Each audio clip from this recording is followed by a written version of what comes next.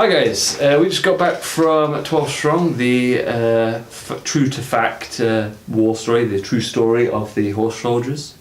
It's going to be a very short review because it's not much to say. It is what it is. It's a dramatisation of a book that is based on the declassified events of 12 American soldiers Task Force Dagger. That go into Afghanistan, the first to fight on foreign soil against an enemy combatant that was responsible in part, or what they think, was involved in 9/11. Yeah, and I actually believe it was all a hoax, but... Yeah. They did a pretty good job. It wasn't, as we said, it was true to fact, partly. But we reckon there's a bit of embellishment. There's embellishment all over the shot. For instance, there's going to be. We're going to speak vaguely. We'll go through the cast. Like Chris Hemsworth, as we don't know him, Zod. If you forget his name. Yeah. And some of the other soldiers, they do a little bit of. Like we said, 3 background bits. Yeah, you get three testimonies of families that are going and go off because of the attacks. And it's all right at the beginning. It's like, America's been attacked. We need to fight back. We need to do it now. And it's we need this group of people. We need to do it. It has to be yours for whatever reason. They don't really state a reason, do they? No, it's more of a you were following this squad, so it's this squad which we have to fight back now. It has to be us to do it. They're the ones that have had a lot of combat experience, apart from the captain who's trained with them 2 years, I think. Yeah. But he's not actually been in actual combat. So whereas this is one of the tropes we said was if it was a made up fictional film, they would have been the whole. They don't trust him. He's had no combat experience. He's green. He's this. He's that. They don't like him because he's not cut his teeth with them. That kind of thing. And then by the end of it, they'll be all after fighting with them and saving someone's life and proving his mess, oh, you're one of us. We never doubted you. Yeah, but this is obviously real life. They trust him. They know that he'll get the job done when he's there because he's gained their trust through training. Yeah. And he really wants to cut his teeth and go into war. He really wants to be the first guys. They were celebrating the fact they were the first ones in. Yeah, because he'd given up. He'd gone to an office job within the military, and then he's just chucking all that away just to do this, just to be with his squad to go to Afghanistan to fight back. So that's probably the most American patriotic part of it, I would say. Yeah. Everything else is quite mellow. It's not. It doesn't shove it in your face that this is America. It boils. Nice. What I like to is boils down to these group of soldiers are working with this ragtag group of former Afghan military.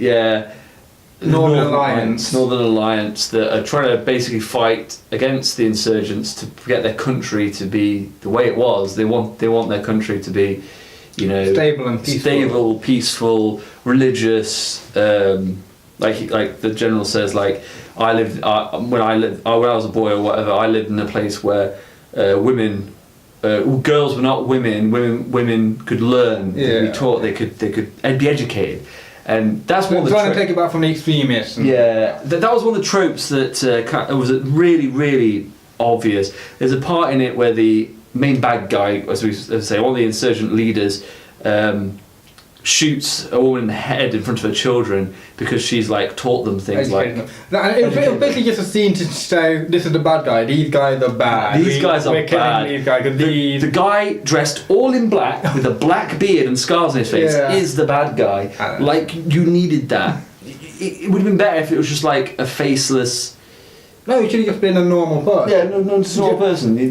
Not in all black. Just.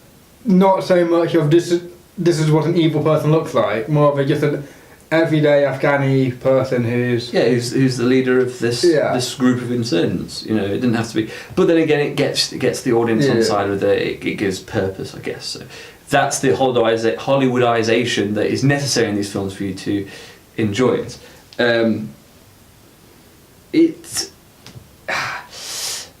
The visuals and stuff. The visuals are good. Very good. Some bits in it. Obviously the stuff on horses is quite cool. I can imagine them doing that, and There was a few bits and pieces that happened that I thought, oh, I wonder how they did that. Like, how did they do their stunts for that? I found the firefights too, which are now quite a few in here. I found them to be Quite enjoyable. Yeah. Well done, and especially at the end when they charge on the horses, and they've got the rocket artilleries just firing over them, and you see them fly over. Yeah, inaccurate rocket artillery from the Russian era, just flying like just literally above their heads. It's quite a spectacle to think about that, and what I also loved about the fact that all these Russian tanks and stuff are destroyed at the side, and you couldn't really tell. Was that there from before, or was that there from when they bombed the place? I think most of them were from when they were bombing the stronghold and everything. They would have been destroyed by that or taken out by that. But yes, it's like from the bombing. Yeah, that's what they've done, and it gave it a nice the bit at the warning. Now we're going to spoilers because it's like I said, it's a short review. They all survive. True to fact, which is miraculous to say the least, if any of the bits that happen in it are true. Because you think about how many Afghani soldiers died, but then again, he even stated that he would sacrifice 200 of his men, 500 of his men, to keep one of them alive. Because if one of them died, then they would lose support from America. Apparently, I doubt that. Yeah. The guy, he felt that it was the only way to save his country is by bartering with the Americans. So essentially, get them to blow up chunks of his country in order to take these guys out, and it's quite a strong sort of sentiment to their will that they're fighting they want to fight so hard against an enemy that essentially is their own people, but extremists. Well, they even had that little bit where people change sides quite constantly, and people are forced to fight when they don't want to. Yeah, farmers and stuff. And he'd been the main general for the Afghanis. He'd been in war since he was 12 or something. 16. He's been fighting in war since he said at the time he said he was 57 or something like that. Yeah, something like that. So I think it said it was quite way past 50. So he'd been fighting for over 40 years for his country and against his country. There's just been constant war, and even this place is the death or the graveyard of a load of great empires, which is true to form as well. Throughout history, there's been a lot of empires and things swallowed up in Afghanistan, the Middle East region. There's a scene where they have them on the wall, and there's little people writing on this wall that's ages old. Yeah. And he was just saying how look how many people have been on wrote on this wall, and it's from different eras, and they've probably all perished here. They were saying the Russians were on it before, and now they've got Americans. And to be fair, if we look at the history books, the Afghan war is still classed as going on. Yeah. And to be fair, if you look at this film, if you had no knowledge of the film of history, and you looked at this film, you'd think the war in Afghanistan was over. Yeah.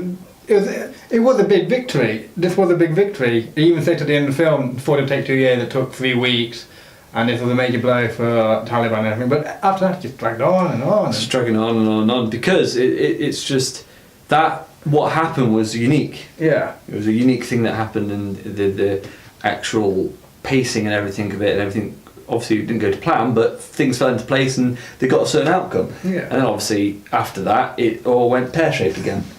And 17 years later, 16, 17 years, still faffing around. And there's now ISIS and all kinds of other factions. They just keep on changing and evolving it. But anyway, that's digressing from the film. Digressing from the film, but you know what I mean. It's true to fact. It does highlight what the problem is with the world, and what the problem is with this war, and how singular events and things from passing on from Desert Storm and stuff like that has led to these things happening.